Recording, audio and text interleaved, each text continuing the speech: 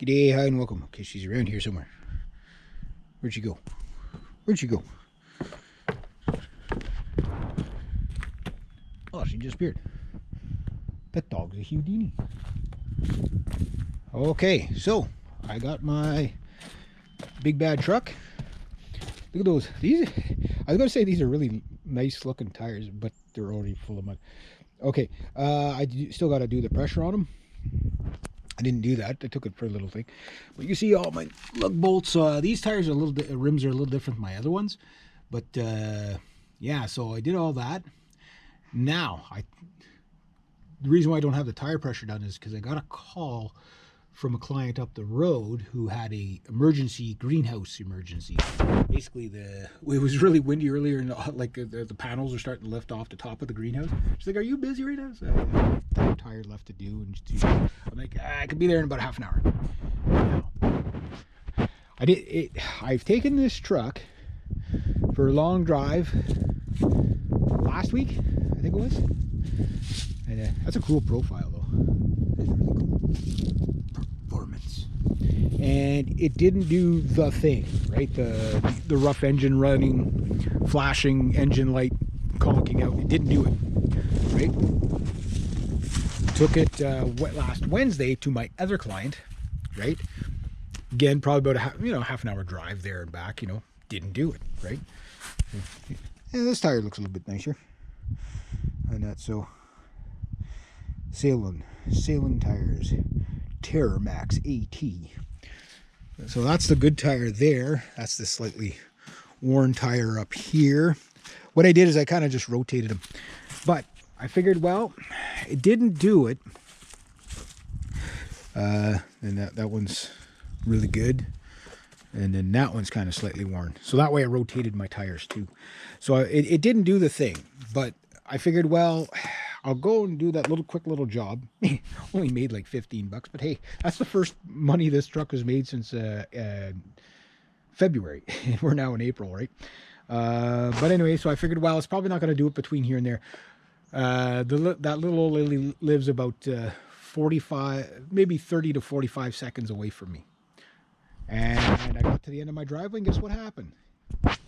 It did it. Yeah, it did. As soon as I turned onto the highway, it didn't conk out, but you could tell it was about to. I wasn't going far enough for it to get really, really rough, but it would just start to do it. The engine light came on, and guess what code it read? I don't know. Why? Because I didn't bring the freaking code reader with me. Murphy. Why Murphy? I drove 50 kilometers. You did nothing. You did nothing. I drive 45 seconds without my code reader. Why, Murphy? Why must you do that to me? So yeah, so the one time it does it when I want it, like you never want it to do it, but when you want it to do it, won't do it. But when it does it, you don't have your code reader. Note to self. Code reader now lives in truck. It lives here now. 45 seconds. Why, Murphy? We could have solved this today. Could have fixed my truck. Why would you do that to me, Murphy? But anyway, another little thing is when I was changing this last tire here, I'm going to show you something. How much time do we got here? So, I put pretty much, how like that little old lady puts Frank's Red Hot on everything? Well, I put pretty much anti-seize on just about everything. But next to the anti-seize, the other thing I do is I get that body spray oil. I dip it in the brush, and you can see where I put some of it in there. Even in the summer months, I'll do it, right? So I do all my rusty areas. Now, can you see this wire right here? I'm not sure, but hear this. Got the tire off, right? And I got the brush, and I go like that in here. Kind of like a zap tick. I didn't get zapped, but it's like that kind of like thing. And then, of course, when I drove it to the end of it, like it started up, ran fine. Backed it out. When I got to the end of the driveway, it started doing. So I'm wondering if that's my wire there. I'm not sure what this wire is exactly, but if that's, I'm wondering if that's the one going to the headlight. And if so, if the headlights short out, because my high beam does not work. I've got a brand new bulb in there and the high beam doesn't work. And I'm wondering if that is the short in the truck. Plot thickens, doesn't it?